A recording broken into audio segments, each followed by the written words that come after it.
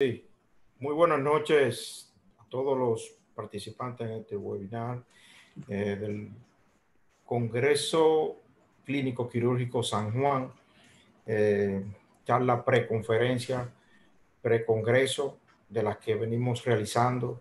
Hoy tenemos una charla, una conferencia que no tiene que ver nada con COVID, sino que estaremos hablando de insuficiencia venosa. Dame la gráfica anterior. Nuestro tema, actualización del diagnóstico y tratamiento de la insuficiencia venosa, a cargo del doctor Nelson Encarnación Santana. Nelson Encarnación Santana es doctor en medicina con laudo de la Universidad Autónoma de Santo Domingo. Es cirujano general del hospital, graduado en el Hospital Moscoso, Francisco Moscoso Puello. Hizo angiología, cirugía vascular y endovascular en el Centro Médico Nacional 20 de Noviembre de México. Es certificado por el Consejo Mexicano de Angiología, Cirugía Vascular y Endovascular. Editor científico de la Revista Mexicana de Angiología, Cirugía Vascular y Endovascular. Además, el doctor Encarnación es miembro de la Sociedad Mexicana de Angiología, de Cirugía Vascular y Endovascular, Sociedad Global de Isquemia Crítica, de la Sociedad Internacional de Cirugía Endovascular. Es miembro del Foro Venoso Americano, miembro del Colegio Dominicano de Cirujanos y miembro del Colegio Médico Dominicano. Lo quiero dejar con el doctor Encarnación, quien nos el auditorio en el foro, médicos especialistas, médicos generales, pasantes, o sea que hay una gama de médicos, internistas, cirujanos, cirujanos con su especialidad, veo algunos. Entonces, queremos dejarlo con el doctor Encarnación. Ya ustedes pueden ver su currículum ahí. Quiero que disfruten de su conferencia de hoy sobre cirugía vascular. Así que sin más preámbulo, en nombre del Congreso Clínico Quirúrgico San Juan, que se celebra cada 2 años en noviembre, los dejo con el doctor Nelson Encarnación. Buenas noches a todos. Muchas gracias, Luis. Felicitarte siempre por esta iniciativa y el interés de querer llevar conocimientos actualizados a todos los médicos que componen la región sur del país. En esta noche vamos a estar abordando un tratamiento de suma importancia para toda la población dominicana y de todo el mundo, pues, ya que es una patología bastante frecuente que afecta sobre todo a las mujeres.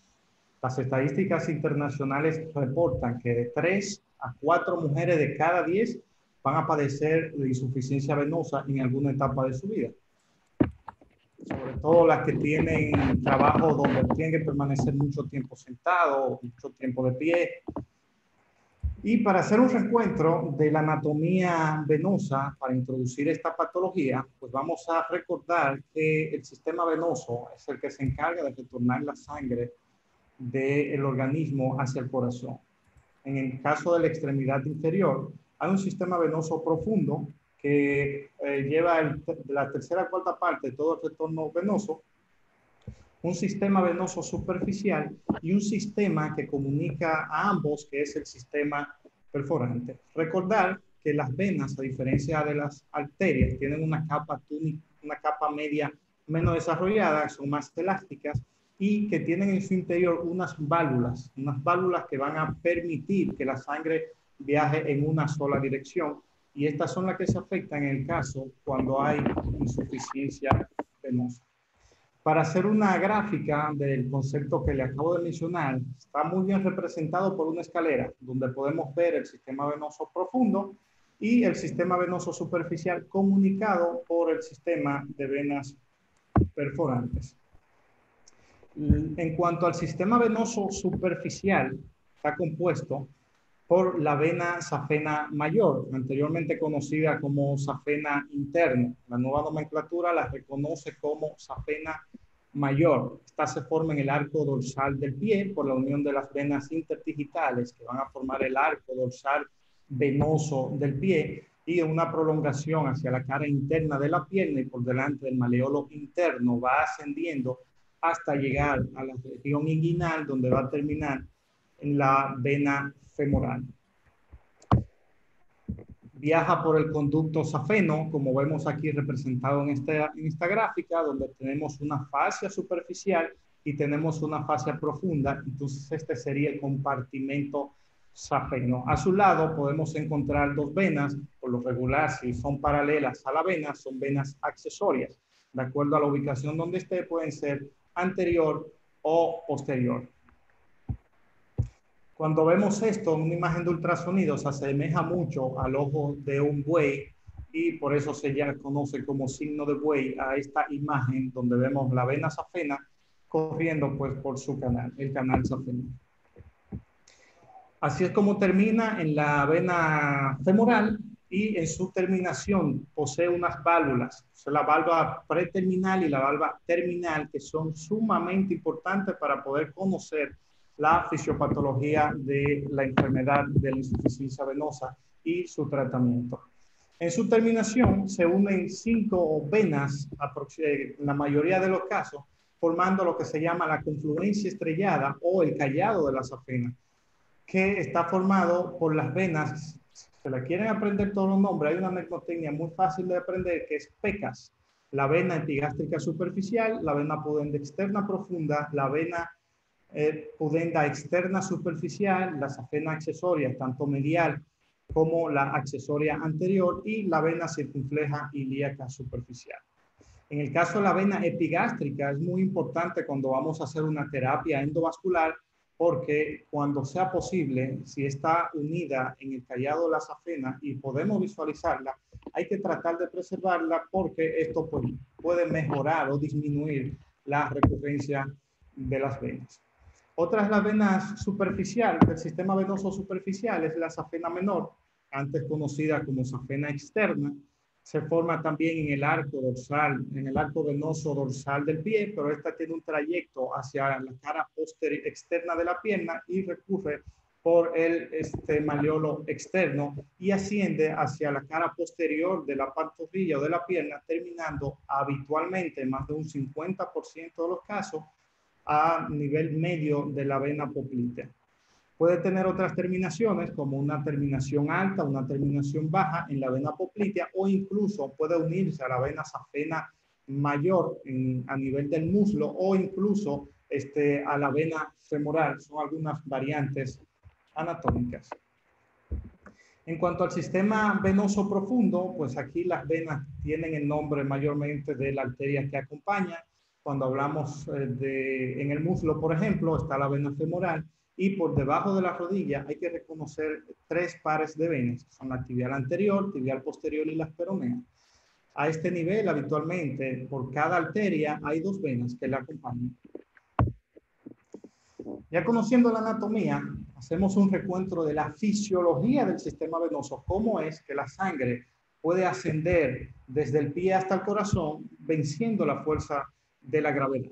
Para esto existen varios mecanismos, entre ellos podemos mencionar la suela plantar de Lehart, son los músculos que están dentro en el pie. Cuando caminamos o cuando hacemos ejercicio, estos se activan y esto favorece el retorno venoso, al igual que un mecanismo de succión o presión negativa que se genera en el tórax, se conoce como bisafronte, y el bisatergo, que no es más que el remanente de presión que contienen las arteriolas cuando hacen el intercambio venoso o el intercambio arteriolar en las arterias.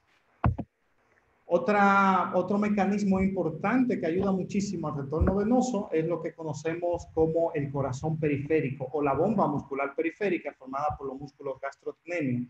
Esto, cuando se activan, comprimen las venas y hacen pues que el retorno venoso sea más factible o más fácil. Por eso recomendamos siempre a los pacientes con insuficiencia venosa caminar y pues hacer ejercicio, ya que esto pues va a facilitar el retorno venoso. Aquí una representación gráfica de cómo se ve el sistema valvular que tienen las venas. A la izquierda podemos ver una imagen donde se ve una válvula completamente funcional, donde permiten el flujo de la sangre en una sola dirección, una dirección ascendente, pero impiden que éste retroceda. En la imagen de la derecha vemos un sistema valvular insuficiente, no se puede cerrar bien, por lo que la sangre viaja en dos direcciones. ¿Qué pasa cuando hay una falla valvular como esta? Pues como ustedes ven ahí en esa imagen, esto aumenta la presión hidrostática dentro de la vena, hay una distensión de las paredes venosas. Si se fijan, es el resultado de lo que vemos aquí en la imagen más a la derecha, donde hay unos trayectos venosos muy dilatados. Todo esto es producto de esto que vemos aquí en esta imagen, donde vemos pues el reflujo. Este aumento de la presión va ocasionado por la difusión valvular, va a producir un reflujo a nivel distal, produciendo así la distensión venosa que le mencionaba anteriormente, aumentando por tanto la hipertensión hidrostática. Al aumentar la hipertensión hidrostática, pues va a haber una extravasación del líquido intracelular hacia el espacio extracelular, produciendo así un edema, ya que el sistema linfático no es capaz de retornar todo este líquido. Entonces, dentro de ese edema y todo ese líquido que se acumula en la extremidad, hay contenido de la sangre, como es la hemosiderina. Esto contiene los leucocitos que se activan una vez fuera de la sangre y producen entonces una inflamación local. Por eso puede presentar mucho dolor la paciente, y si no se trata a tiempo, puede conllevar al estadio más avanzado de la insuficiencia venosa, que es la ulceración. Cuando exploramos un paciente con insuficiencia venosa, hay varios mecanismos que podemos usar y que están muy descritos en los libros, como es la prueba de Perthes, Ochsner y Malone, la prueba de Trendelenburg y la maniobra de Schwartz. La mayoría de estas apoyadas de un torniquete para valorar el reflujo tanto de las venas perforantes, las venas profundas o de las venas superficiales. Esto está descrito en los libros, ya su uso pues es obsoleto, ya no se están usando porque hay un sistemas ya más modernos que vamos a ver más adelante que son más precisos y más efectivos. Cuando hablamos de insuficiencia venosa, no podemos dejar de mencionar la clasificación CEAP, es una clasificación que se publicó en 1978 y que hoy por hoy es válida y es avalada por todas las guías internacionales que hablan de insuficiencia venosa. Esta describe 7 grados que van del 0 hasta el 6. Recientemente fue publicada una actualización justo ahora en este año que se la menciono a continuación. Cuando hablamos de la clasificación C, la C se refiere a una clasificación clínica de acuerdo a las manifestaciones clínicas que presente el paciente. Hablamos de grado 0 cuando no hay signos visibles, palpables de enfermedad venosa, pero sí hay síntomas. Un grado 1 cuando hay telangiectasia o venas reticulares. Grado 2 ya hay venas varicosas, es decir, venas de más de 3 milímetros de diámetro. Recientemente, lo que ven en amarillo aquí fue la modificación que se le agregó a esta clasificación, que es cuando hay varices recurrentes, entonces sería una C2F. Hablamos de la clasificación 3, cuando hay presencia de edema. 4, cuando hay cambios de coloración en la piel. Si es pigmentación o eczema, hablamos de una C4A. C4B cuando hay lipodermatoesclerosis y o atrofia blanca. Y una nueva clasificación que se agregó en la nueva revisión es la corona flerectáctica, que hablamos de una clasificación C4C.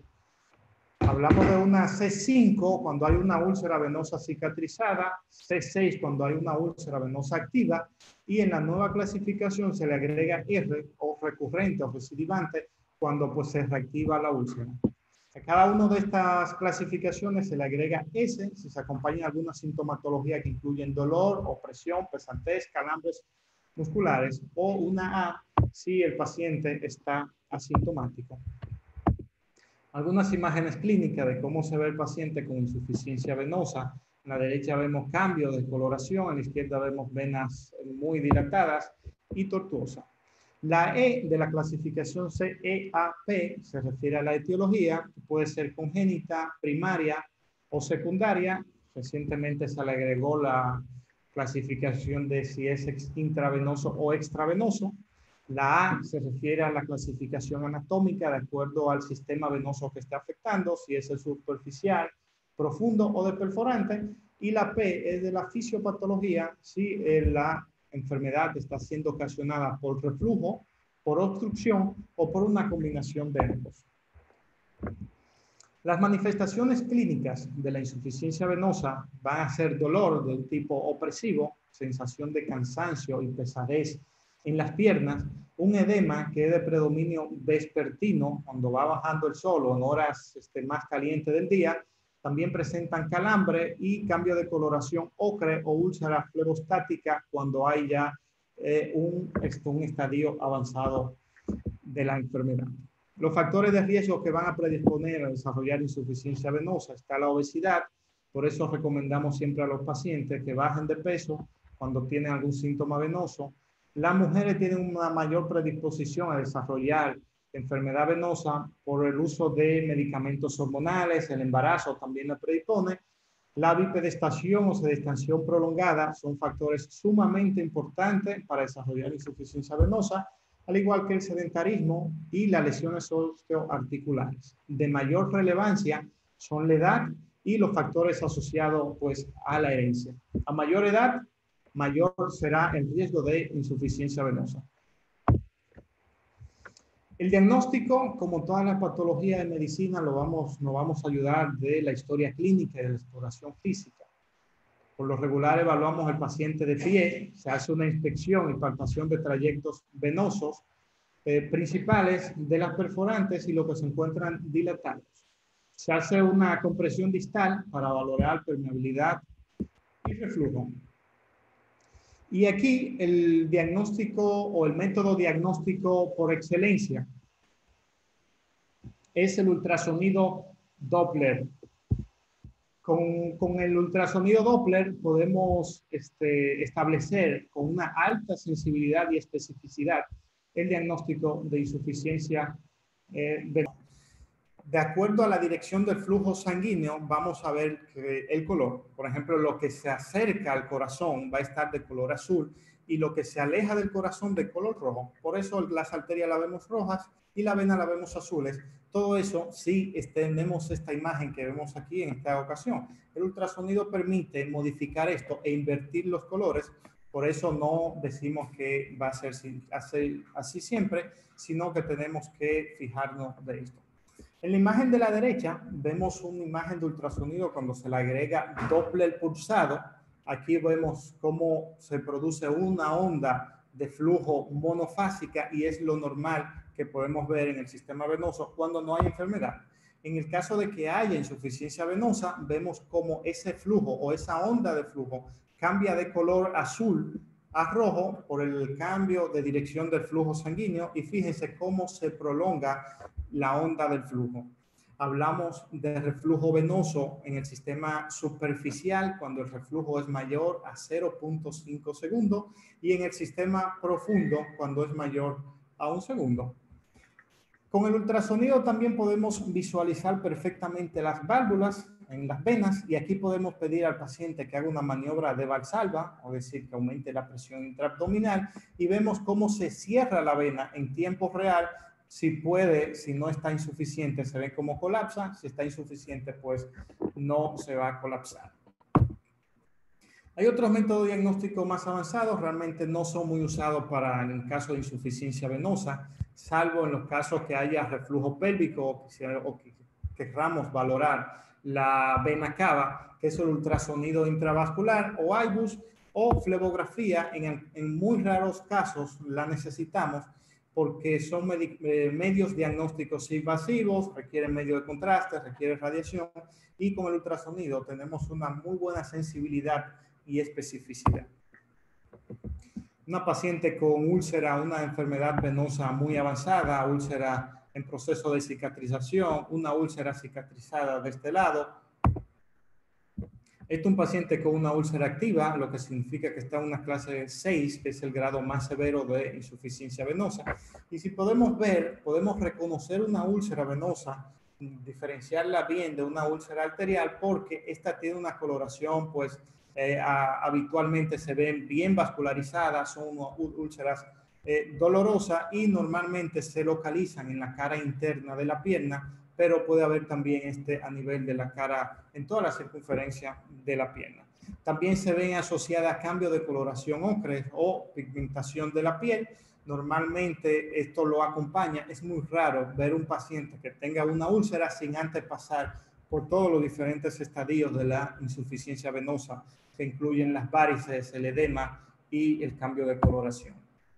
Una complicación que puede presentar los pacientes con úlcera con venas varicosas es lo que llamamos varicorragia. Se perfora una varice y produce un sangrado importante que puede detenerse con la digitopresión o con la compresión dirigida en el lugar del sangrado.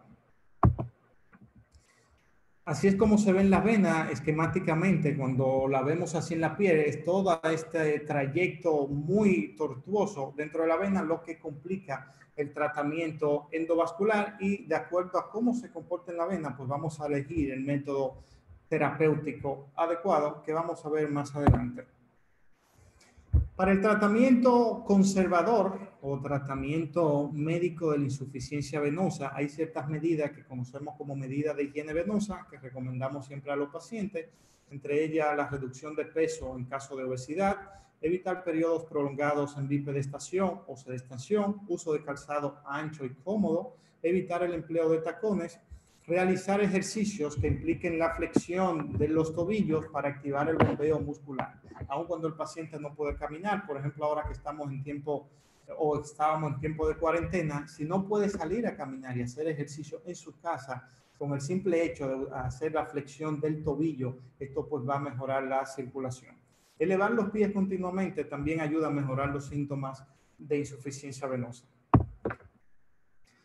Las medias de compresión, que están realmente indicadas sobre todo los pacientes que no tengan una indicación o que no puedan ser sometidos a un procedimiento quirúrgico de primera instancia, lo que les recomienda la guía, tanto americana como europea, no de inicio del tratamiento, sino pacientes, repito, que no son candidatos a cirugía, ya sea porque tengan un alto riesgo quirúrgico, porque tengan una edad avanzada. Las medias son la opción.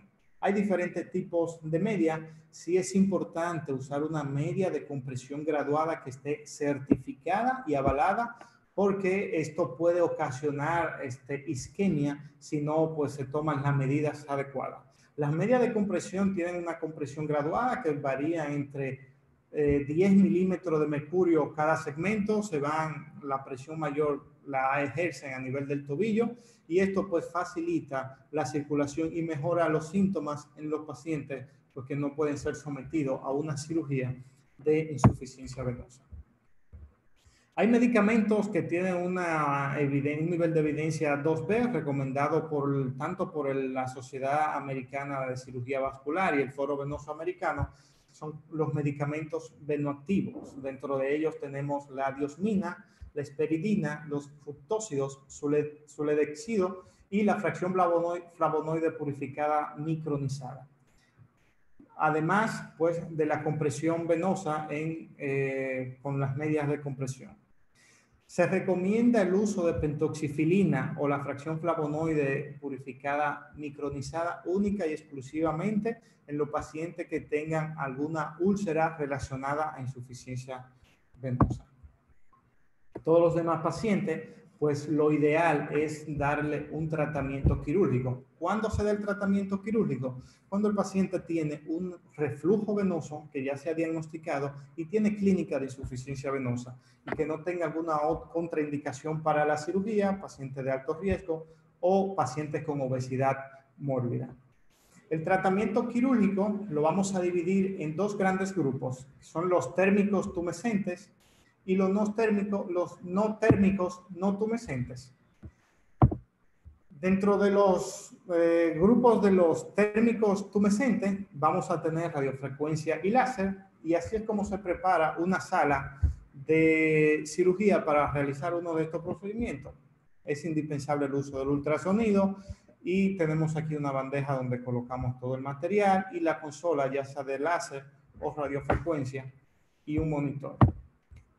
Para hacer estos procedimientos es indispensable el uso de una anestesia tumescente. Por eso se llaman térmico-tumescentes.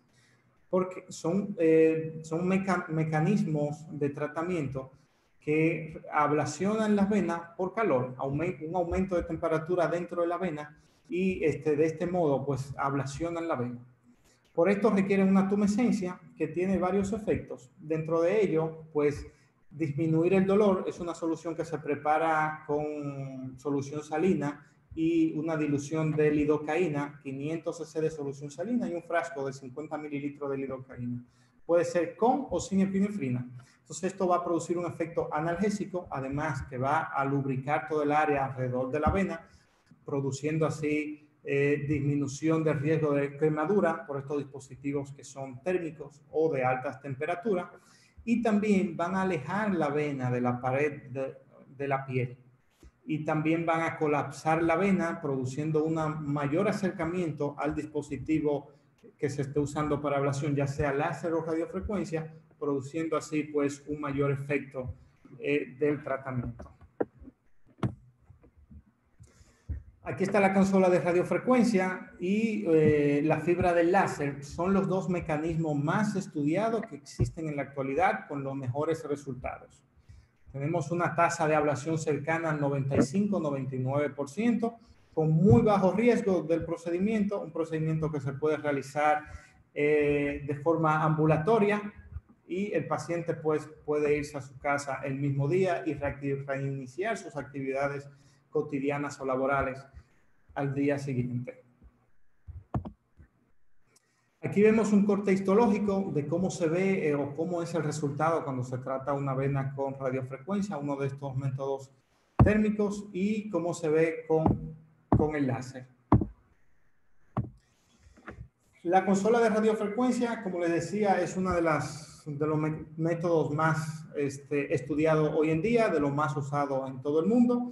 Tiene la ventaja de que se puede hacer de forma ambulatoria y de que es un procedimiento pues bastante seguro. Esto genera una alta temperatura que no se calienta en sí el catéter, sino por una onda de radiofrecuencia que emite la punta terminal del catéter, produce unas vibraciones que no puede reproducir las venas. Entonces el tejido que está en contacto con esas radiaciones se calienta y por una ablación térmica pues produce la ablación.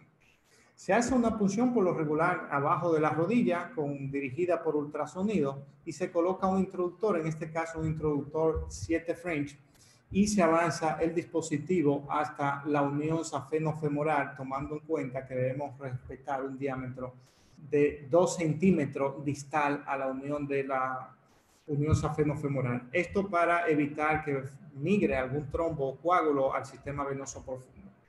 Miren aquí cómo se ve la tumescencia, miren el efecto que hace sobre la vena, donde disminuye el diámetro de la vena, aumentando el contacto de la vena con el dispositivo. Aquí tenemos otra visión, fíjense aquí donde se miden los 2 centímetros de la unión safeno-femoral y el sitio que vamos a tratar. Cuando vemos lo que le decía al principio, la vena epigástrica, esta siempre debe respetarse, porque se ha demostrado que disminuye la recurrencia en los pacientes que se le hace tratamiento de insuficiencia venosa. Esto se activa por 20 segundos. En el primer ciclo se dan 2 ciclos de 20 segundos. Posteriormente se retira el catéter 6.5 centímetros, quedando un overlapping de 0.5 centímetros entre el espacio tratado y el que se va a tratar. Y ya aquí sí solamente un ciclo de 20 segundos cada uno. Este es un paciente que nosotros hicimos. Por ejemplo, fíjense cómo hacemos la planeación previa al procedimiento. Hacemos un escaneo o rastreo sonográfico del paciente y marcamos con un plumón o un marcador permanente los trayectos venosos, y con el ultrasonido localizamos las venas perforantes que están insuficientes y que también se van a tratar, que habitualmente se tratan en el mismo procedimiento cuando se hace la ablación, al igual que los trayectos venosos dilatados que vemos también se tratan en el mismo procedimiento. Todo esto se hace con anestesia local. Nunca aplicamos anestesia epidural para estos pacientes, puesto que esto retrasa el tiempo de deambulación de los pacientes. Y es ideal o es muy necesario que el paciente pueda caminar y deambular lo antes posible después del tratamiento. Hacemos un mapa de cuáles son los trayectos que vamos a tratar marcando con rojo donde hay presencia de reflujo, azul es cuando está competente, por ejemplo aquí el sistema venoso superficial, el sistema venoso profundo. Fíjense cómo hacemos la punción, lo hacemos sonodirigido, esta es la aguja, aquí está la vena, hacemos la punción y avanzamos una guía iniciadora a través, una vez ya estando en el lumen venoso. Fíjense la seguridad que nos da el ultrasonido, podemos ver en tiempo real cómo vamos avanzando la aguja. Esto es una técnica de doble punción, no fue que se nos pasó la aguja, sino que es una técnica que está descrita, la técnica de doble punción. Atraviesa la vena y luego te va retirando lentamente hasta que la pared posterior de la vena se despega y ya ahí sabemos que estamos dentro del vaso. Ahí podemos entonces avanzar la guía. Una vez que avanzamos la guía, colocamos pues el introductor, que en el caso de radiofrecuencia va a ser un introductor 7 French. Cuando se hace láser puede ser 4 o 5 French, incluso dependiendo de la fibra, te puede usar un catéter Yerko de 5, 18 o 16. Este es el catéter de radiofrecuencia. Normalmente antes de introducirlo medimos la distancia aproximada que hay desde el sitio de punción hacia el lugar de tratamiento o la unión safenofemoral en la ingle. Una vez medida el dispositivo, esto tiene una marca que podemos fijar y establecer un diámetro hasta donde vamos a trabajar. Tomamos la medida de ultrasonido desde la punta del catéter hasta la unión safenofemoral, respetando siempre los 2 centímetros que recomienda el fabricante. Aquí, ya una vez avanzado el catéter, fíjense cómo hacemos la tumescencia. Es importante penetrar la fascia superficial y en este espacio, en el compartimento safeno que le ilustré previamente, es donde se infiltra la anestesia. Si se infiltra por fuera de la piel, esto puede comprometer y ser muy doloroso para el paciente e incluso se han descrito en casos muy raros y muy excepcionales síndrome compartimental cuando se infiltra la anestesia en el espacio celular subcutáneo, no por debajo de la fascia, como vemos aquí en esta imagen.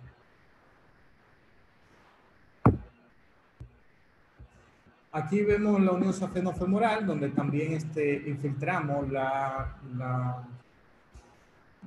solución tumescente para comprimir la vena antes de la unión safenofemoral o de la vena safena. De esta forma se da mayor protección y hay disminución del riesgo de que un trombo emigre hacia el sistema venoso profundo.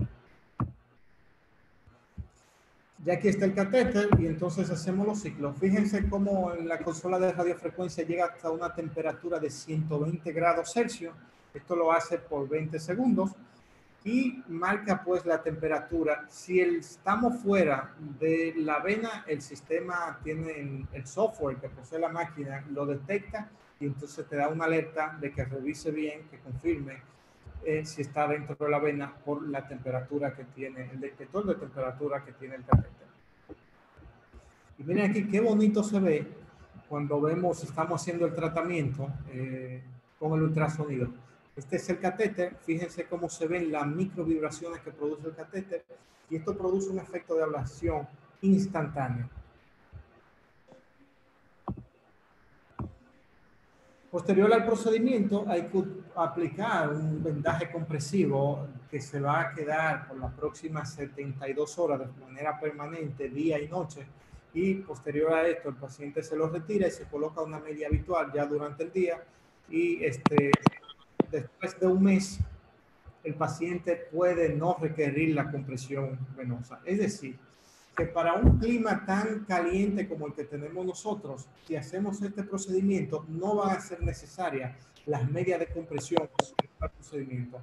Sabemos que es bien incómodo para muchos pacientes. De hecho, hay estudios y estadísticas de que solamente el 50% de los pacientes se ajustan o se acomodan al uso de medias de compresión. Utilizando este procedimiento, realizando este procedimiento a su paciente, podemos suprimir el uso de medias de compresión porque ya pues no van a ser necesarias, salvo en algunos casos, por ejemplo, que el paciente tenga una úlcera que no haya cicatrizado o que el paciente tenga una úlcera cicatrizada ya, para evitar la recidiva ha demostrado sí aquí el uso de compresión permanente en estos tipos de pacientes. Miren aquí dos fotos, un antes y un después del tratamiento. Para retirar todos estos trayectos venosos se hacen unas micro incisiones, que puede ser con la punta del bisturí, a veces incluso con una aguja 18 gauge, y con un hook se pueden extraer los segmentos venosos y hacer las flebectomías. Todo esto se hace en el mismo procedimiento de cuando se hace la ablación. Pueden quedar algunas equimosis posterior al tratamiento que luego desaparecen. Y ahora sí, les presento unos revolucionarios métodos que se han estado desarrollando y que están tomando mucho auge en el tratamiento de la insuficiencia venosa. Son los métodos no térmicos y que no requieren tumescencia.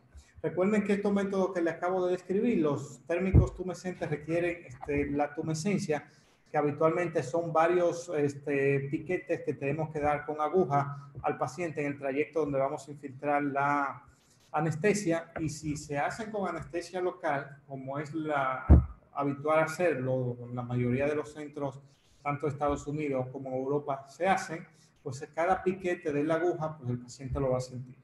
Estos dispositivos no térmicos tienen la ventaja de que no requieren la tumescencia, y cuando se da un tratamiento con anestesia local, pues tiene la ventaja que le da más confort al paciente y siente menos dolor durante el procedimiento.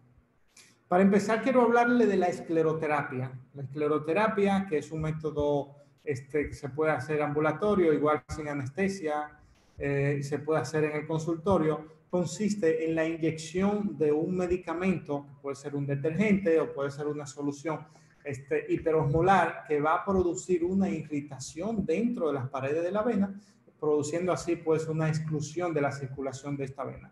Fíjense aquí cómo vemos se están inyectando las arañitas reticulares o las venas reticulares o telangiectasia, como se le conocen,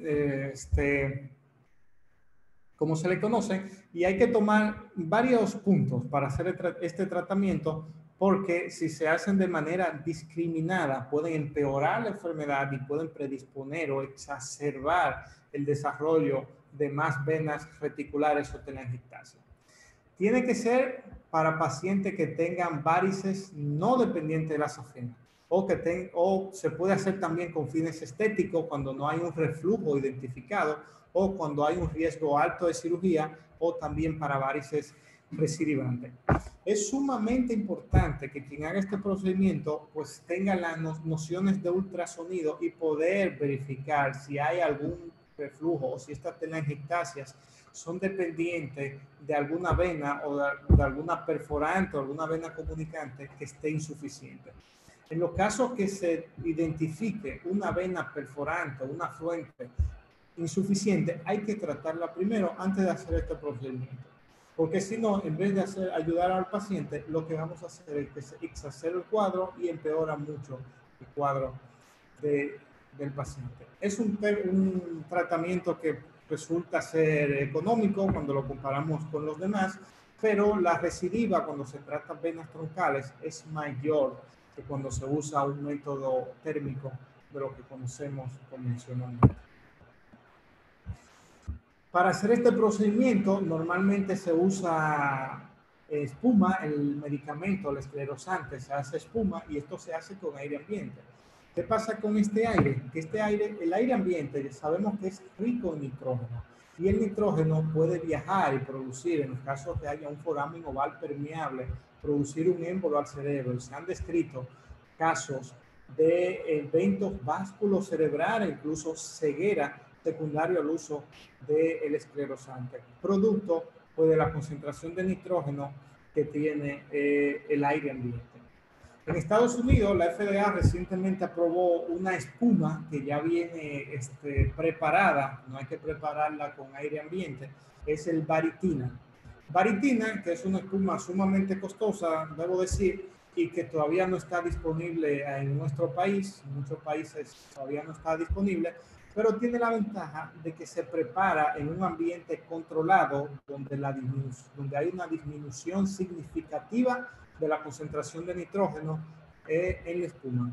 viene en un frasco que por lo regular puede ser reusable siempre y cuando no pase más de un mes de uso o de haberlo destapado. Este se puede usar incluso también para venas troncales. Cuando son segmentos muy largos se pueden hacer dos punciones de la vena y da la ventaja de que se puede hacer también con anestesia local o sin anestesia, solamente se hace una punción de la vena y se inyecta el medicamento, todo esto dirigido por ultrasonido, viendo pues hacia dónde va avanzando y evitando pues que se llegue al sistema venoso profundo. Mira aquí un paciente cómo se administra. Por lo regular requiere de dos personas que para hacer el procedimiento, uno va inyectando y otro va rastreando con ultrasonido a nivel de la ingle, viendo cómo viaja la espuma. Aquí un paciente, miren cómo tenía este trayecto varicoso, se dio tratamiento con el esclerosante con la espuma y miren cómo se ve al tercer día de haber hecho la escleroterapia con la espuma. Otro método muy innovador que ha tomado mucho auge también en los últimos tiempos es un método que produce Medtronic, que es el Benazil.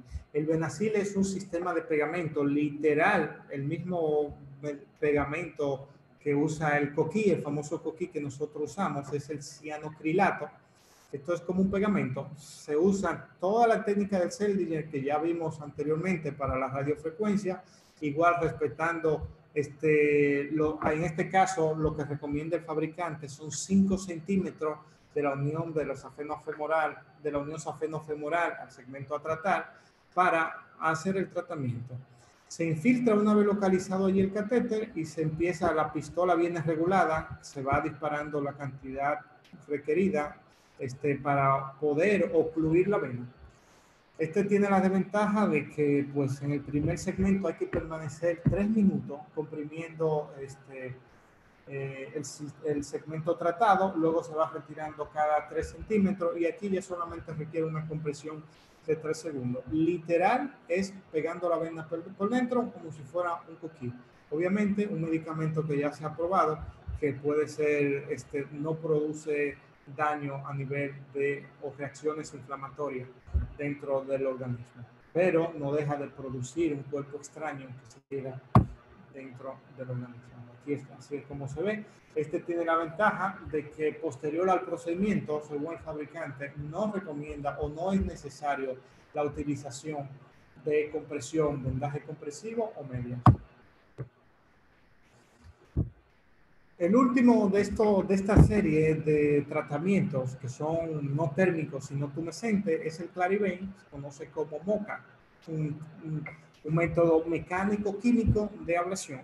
Es mecánico-químico porque produce un daño dentro del endotelio. Esta maquinita que vemos aquí, esta pistola, tiene un motor dentro que produce unas revoluciones a alta velocidad y se transmite a todo el catéter y se fijan aquí como tiene una punta angulada, cuando esto está girando forma un ángulo de 360 grados dentro de la vena y se va infiltrando el medicamento, por eso es química también, porque aparte del efecto mecánico, el daño que produce a nivel endotelial, se va infiltrando el medicamento. En este caso puede ser polidocanola, una concentración de 3%. Esto literal es como destruir la vena por dentro a alta revolución.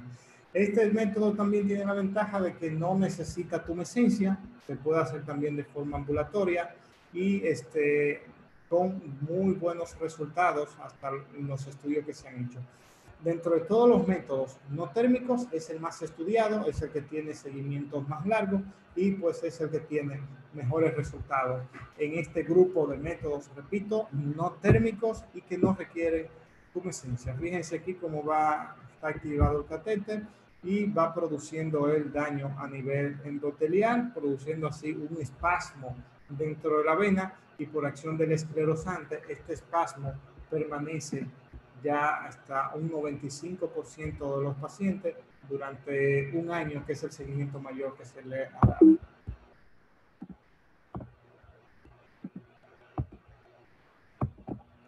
Este estudio se publicó recientemente, un estudio de revisión donde analizaron todos los estudios que habían publicado sobre el uso de Clarivate y comparándolo con los métodos térmicos, concluyó de que este método no es inferior y en muchos casos es superior a los métodos térmicos porque produce una disminución del dolor y aumenta la calidad de vida en estos pacientes. Pero ¿cuál es mejor de todo? A ciencia cierta no podríamos decir que uno es mejor que otro. Todos tienen sus ventajas y sus desventajas. Cada uno tiene pues sus indicaciones. En el caso de el Clarivate o MoCA o dispositivo mecánico químico, tiene la ventaja de que no deja cuerpos extraños, utiliza esclerosante líquido aprobado por la FDA, el seguimiento más largo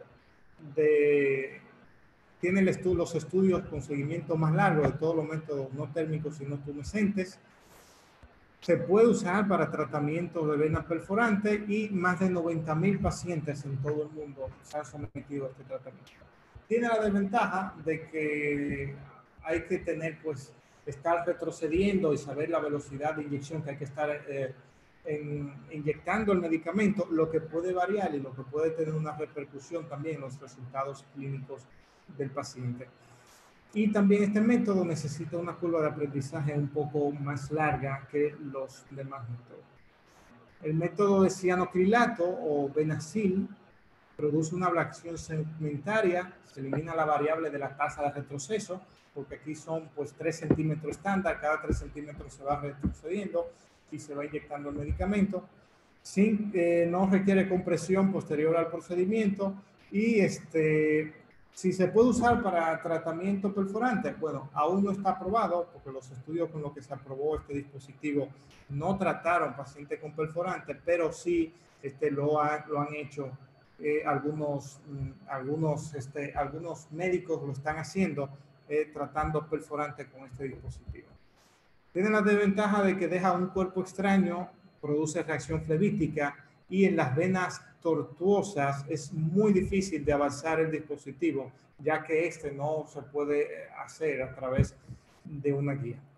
La espuma con polidocanol, que en el caso de varitina, tiene la ventaja de que elimina la variable de la tasa de retroceso que tiene, por ejemplo, el MoCA, y en venas tortuosas es fácil de acceder porque se pueden funcionar en diferentes segmentos de las venas y sin ningún problema podemos tratar todo el segmento de la vena, aun cuando sean tortuosas. Muchas veces se requieren 1, 2, 3 funciones en diferentes segmentos.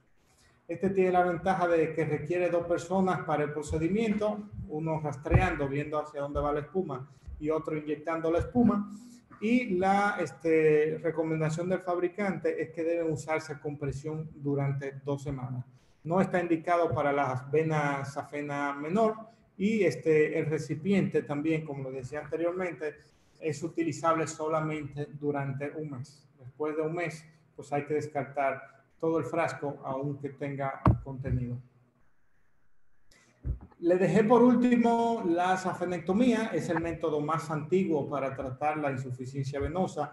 Ya no es recomendado, de hecho hay recomendación en contra de la safenectomía, siempre y cuando estén disponibles los nuevos métodos térmicos o no térmicos para cirugía endovascular, porque este procedimiento pues se ha demostrado que la calidad de vida de los pacientes es muy superior cuando se hace un procedimiento de mínima invasión o de cirugía endovascular, como lo descritos anteriormente.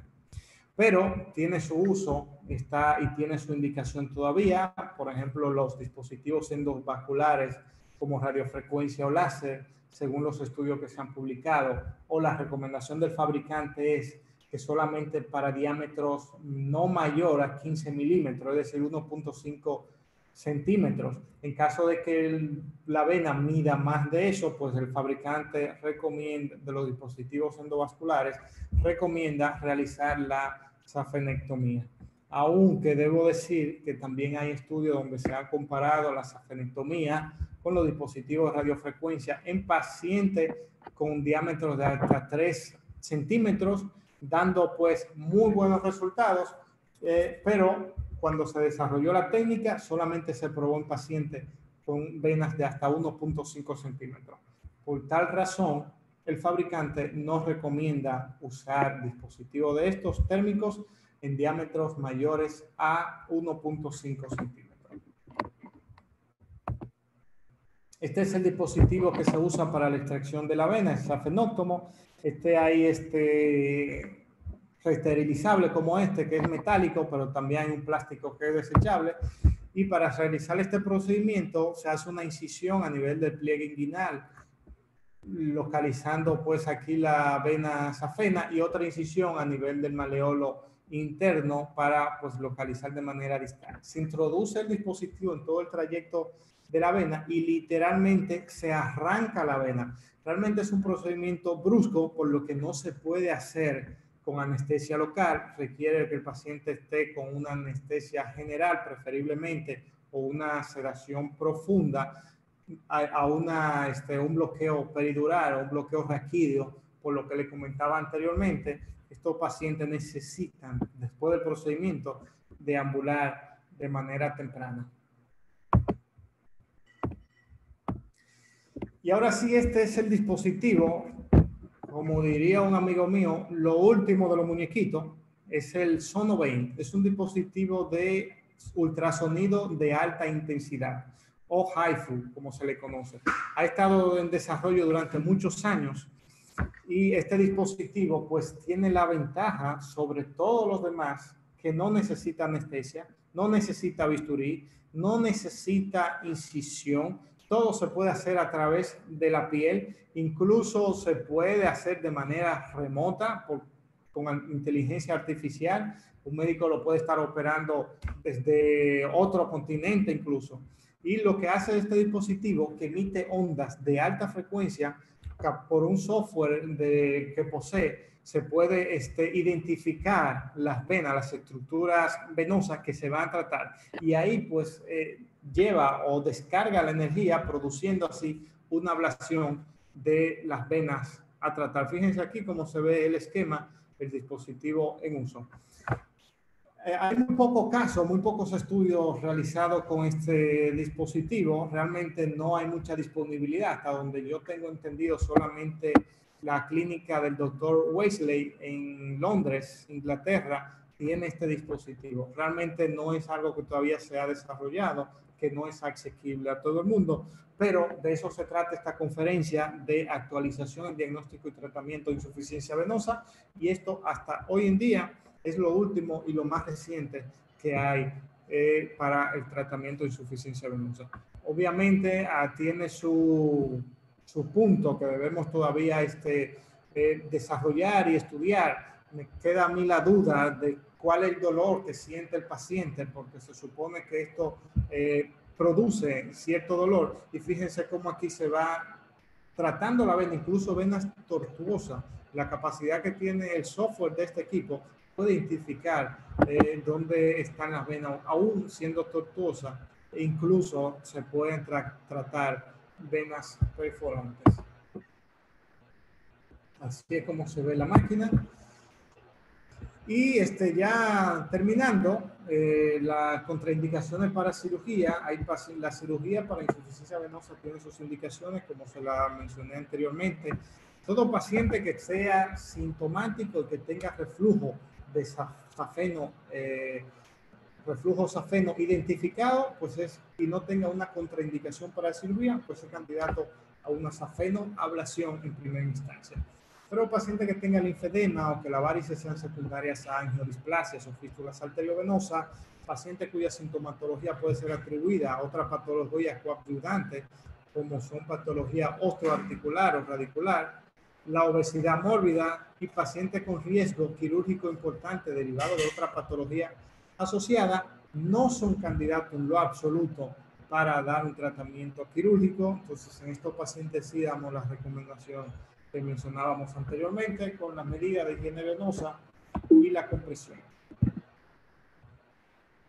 Este es un editorial que nosotros publicamos este año, escribimos y salió publicado este año, que de hecho le invito a leerlo, donde hacemos un resumen de los diferentes, en 2 páginas, oigan, en 2 páginas de este documento se resume el tratamiento de la insuficiencia venosa de 20 años hacia acá, empezando por la safenectomía o el stripping venoso, hasta el último que le acabo de mencionar, el Sonovent. Si quieren más detalles y resumido, pues todo lo que le acabo de dar, pueden buscar en la revista Flebology, está publicado este editorial. Si no, pues me pueden escribir, me mandan un mensaje y yo con gusto se lo puedo compartir. ¿Cuál es el mensaje que yo quiero que lleven a casa? Que la cirugía para insuficiencia venosa ha dejado de ser un procedimiento estético, como se creía antes, y ya está muy demostrado, hay mucha evidencia de que estos procedimientos mejoran significativamente la calidad de vida en los pacientes con insuficiencia venosa, que ya no son solamente puramente estéticos, disminuyen el riesgo de que el paciente haga trombosis venosa, disminuyen el riesgo de que el paciente desarrolle úlceras varicosas. La cirugía endovascular es el método de elección hoy en día para tratar la insuficiencia venosa y está tomando mucho auge últimamente los métodos no térmicos. Le agradezco su atención. Ahí está mi correo. Por si tienen alguna pregunta me pueden escribir también a través de las redes sociales de Instagram como Mes Vascular. Y actualmente estamos laborando con el equipo de medicina cardiovascular asociada, tanto en la Torre de Medicalnet como en el Sánchez Naco. Ahí estamos a sus órdenes. Y próximamente, ya a partir de este sábado, pues estaremos dando consulta también ahí en el Centro Médico San Juan, en San Juan de la Maguana. Por mi parte es cuanto. Bien. Muchas gracias al doctor por su magnífica conferencia sobre diagnóstico y tratamiento de preguntas en el chat. El que quiera hacer alguna pregunta de lo que no levante una mano para nosotros abrir el micrófono. Están en audiencia con nosotros, comenzando con el presidente del Colegio Cirujano Dominicano, que siempre nos acompaña, el doctor José Ramón Domínguez, el doctor Rory Asjana. Han acompañado a todos durante estas charlas de los congresos. Tenemos los miembros del Consejo del Congreso, de la directiva del Congreso, la doctora Marcia Suero, la doctora Eunice Pimentel, entre otros, y varias personas que, no, como digo, han estado durante todas estas conferencias sin faltar a ninguna. Al final de la conferencia vamos a poner la dirección del Congreso. Me escriben y yo les respondo con el pergamino de la conferencia a todo el que me mande su correo electrónico para yo devolverles con el certificado. Tengo una pregunta en el chat aquí que me hicieron. Pregunta Encarnación. ¿Me oyes, Encarnación? Sí, escucho. ¿Cuál sería el riesgo del doctor Espinosa, Joel Espinosa, cirujano pediatra? ¿Cuál sería el riesgo de intoxicación por lidocaína al usar una dosis tan alta? Especial atención que muchos pacientes con insuficiencia venosa son adultos mayores que tienen disminuida su tasa de filtración glomerular y por ende la eliminación de los metabolitos de la lidocaína. Sí, una buena pregunta, pero le comento que no es una solución muy alta. Como le dije anteriormente, la solución de tumescencia se prepara con una solución, con una lidocaína sumamente diluida. Diluimos un frasco de 50 mililitros de lidocaína en 500 cc de solución. Realmente es bastante la dilución y cuando se usa con epinefrina es una dilución de 1 en 2 millones. Ok. Tenemos al presidente del Colegio Dominicano de Cirujanos Filial Sur, el doctor Luis Ángel Jiménez, quien te quiere hacer una pregunta. Adelante, Jiménez. Buenas noches, doctor. Excelente conferencia. Doctor, de acuerdo a todos esos tratamientos que usted mencionó, para usted, ¿cuál sería el mejor de acuerdo a los resultados de ellos? Como le decía en el resumen de los térmicos, de los no térmicos y no tumescentes, no podemos decir que hay un tratamiento que sea el mejor. Cada uno tiene su ventaja, pero en sentido general, los métodos que actualmente tienen mejores resultados porque son los más estudiados, lo que se le ha dado mayor seguimiento, son los dispositivos térmicos presentes. Entre ellos, láser y radiofrecuencia. El láser tiene, bueno, la radiofrecuencia se ha demostrado un beneficio, un ligero beneficio superior al láser, y es que disminuye el dolor postoperatorio en los pacientes. Recuerden que estos pacientes se tratan mayormente con anestesia local. La radiofrecuencia ha demostrado que disminuye tanto la presencia de hematomas o equimosis posterior al tratamiento, es menor que en los casos de radiofrecuencia, láser, perdón. Y también tiene la ventaja de que pues es más reproducible, pues, porque se retira cada 5 centímetros. Tú no tienes que graduar la cantidad de energía o la temperatura que va a llevar al tejido. A diferencia del láser, tienes que regular la cantidad de energía que va a llevar, y el pullback, que el retroceso del catéter de ablación, pues tiene que también tener control de eso, porque si lo hace muy rápido, puede que después quede venas recipientes. Ok, Bien. gracias, doctor. Tenemos una pregunta del doctor Eric Mejía, sanjuanero también. Yo no le puedo abrir el micrófono, Encarnación, a Eric. Él tiene que activarlo. Eric, activa tu micrófono, por favor.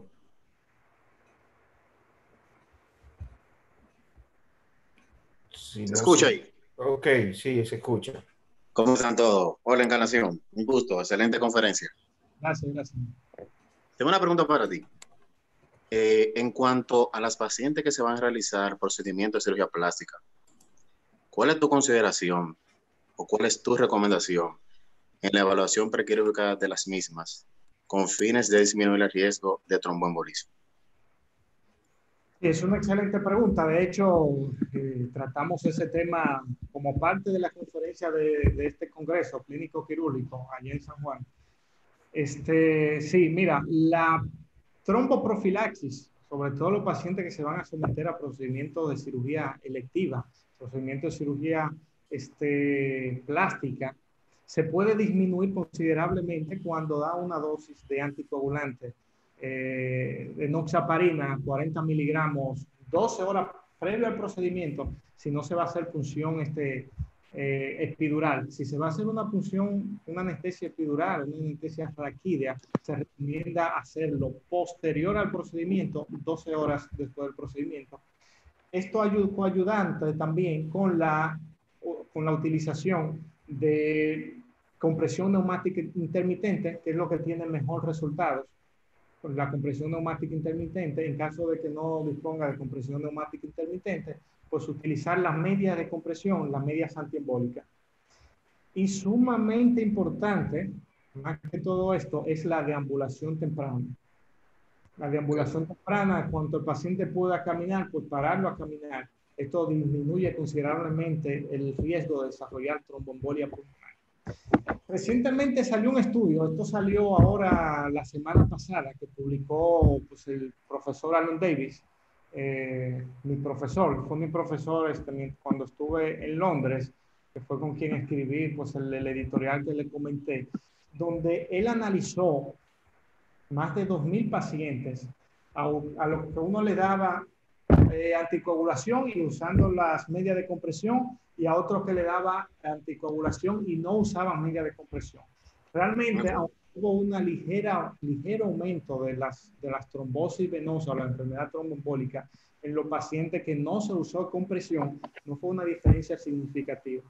Y lo que ellos recomiendan en este estudio es que el uso únicamente de anticoagulantes puede prevenir una tromboembolia pulmonar. Pero ahora, repito, esto fue un estudio que se publicó recientemente, no es un estudio, tenemos que esperar más estudios. Por lo pronto, lo que tiene la evidencia y lo que recomiendan las guías es utilizar tanto la anticoagulación como la compresión. Gracias. Bien, tenemos una pregunta de la doctora Cat.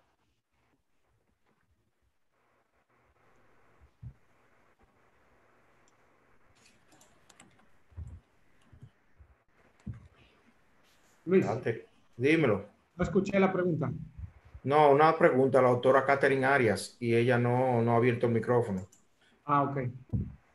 Doctora Arias. Bueno, parece que no está. Doctora Arias, su pregunta, por favor. Bueno, ¿Aló? adelante. Adelante, doctora. Buenas, Sí, ¿me adelante. escuchan? Sí, lo escuchamos. Una de mis preguntas es, en caso de que un paciente tenga una tromboflebitis ascendente, superficial, se podrían, o sea, en el caso de nosotros como tratamiento quirúrgico, porque lo hacíamos como tratamiento quirúrgico, hacíamos ligadura del callado safenofemoral para evitar la extensión de la trombosis. En este caso se podría usar la cirugía, o prácticamente la terapia endovascular por radiofrecuencia. No, de hecho es una contraindicación para usar uno de estos tipos, cualquiera de los métodos endovasculares que haya presencia de tromboflebitis. Si hay presencia de trombo, no puede avanzar una guía, no puede avanzar un dispositivo. Entonces, la recomendación en estos pacientes es hacer cirugía abierta. O sea, ¿Alguna otra pregunta? sería lo ideal. Sí, cirugía abierta, stripping. Bien, tenemos una pregunta de la doctora. ¿Terminó, doctora Arias? Sí, sí. Encarnación, por favor. Yasmín Encarnación.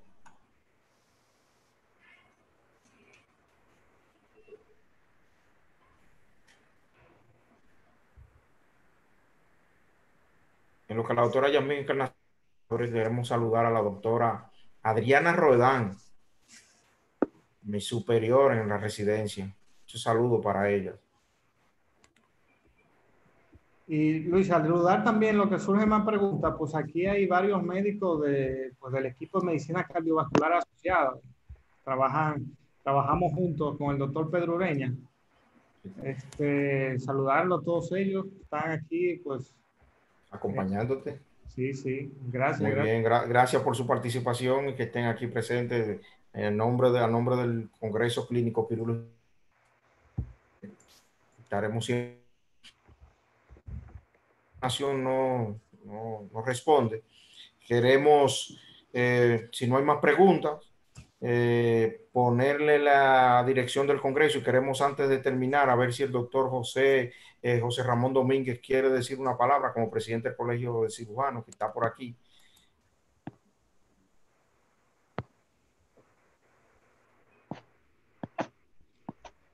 Decirle, Luis, también que esta conferencia se grabó por YouTube y debe estar disponible en YouTube.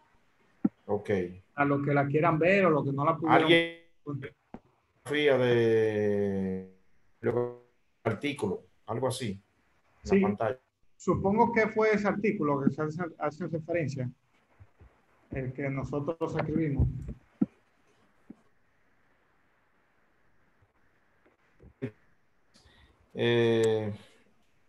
En la pantalla yo para ponerle. Sí.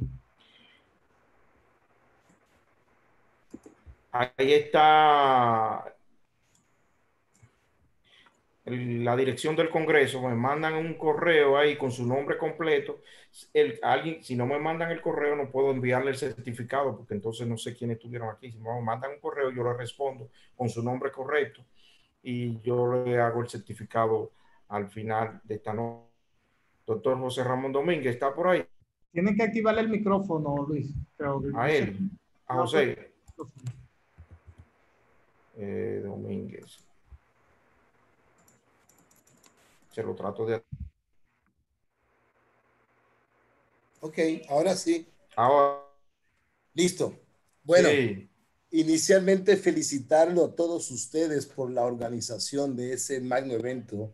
Definitivamente están mostrando una calidad extraordinaria en los conferencistas que han llevado hasta ahora. Y por supuesto, felicitar a ese pupilo mío, que me siento muy orgulloso, el doctor Nelson Encarnación, por su magnífica conferencia. Una conferencia actualizada, sí, de la nueva tecnología, de lo que se está haciendo. Y le exhorto que tiene siempre a continuar en esta dirección y siempre con el apoyo del Colegio Dominicano de Cirujanos. Me siento sumamente orgulloso de que seamos San Juanero el gran porcentaje de participantes en esta conferencia. Un abrazo a todos, en especial a mi amiga Marcia. Gracias, doctor. Bien. Por último, queremos entregarte tu certificado, Encarnación. Te lo mandaremos vía correo, así que tenemos tu certificado de expositor. Y darle las gracias a todos los participantes en la noche de hoy. Seguiremos, le avisaremos por la misma vía que se enteraron de las próximas conferencias. Si no hay ninguna otra pregunta, despide la conferencia Encarnación y gracias a todos. No, gracias a todos por su asistencia y como les decía, va a estar disponible en YouTube la conferencia, así que si la quieren compartir con alguien o si la quieren volver a ver, pues ahí la pueden buscar. Bien, pues buenas noches a todos y nos vemos en la próxima.